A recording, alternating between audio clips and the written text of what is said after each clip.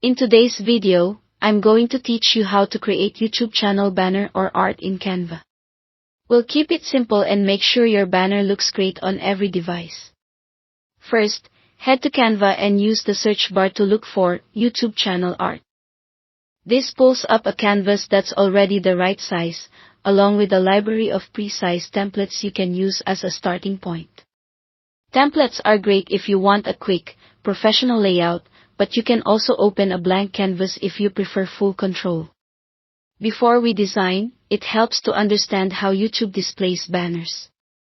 The full banner size is 2560 by 1440 pixels, but only the center strip about 1546 by 423 pixels is guaranteed to be visible on phones, tablets, and desktops. That central area is the safe zone. Keep all essential text and logos inside that space so nothing important gets cut off on smaller screens. Think of the outer edges as background decoration that can be wider on TVs.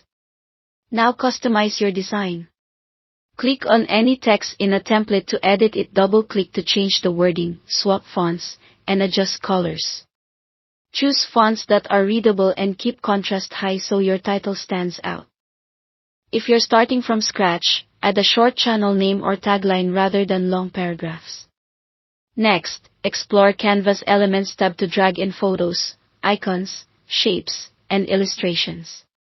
Use them to frame your message, add subtle patterns, or create visual hierarchy. If you have your own assets, go to Uploads to bring in your logo or images, then scale and position them within the safe zone. Aim for balance, center key items, leave some breathing room, and make sure nothing important touches the edges of the safe area. When you're happy with the design, it's time to export. Click Share, then Download. Choose PNG for crisp graphics and text or JPG if your design is heavy on photos. Keep the full resolution so it stays sharp on large screens, and save the file to your computer.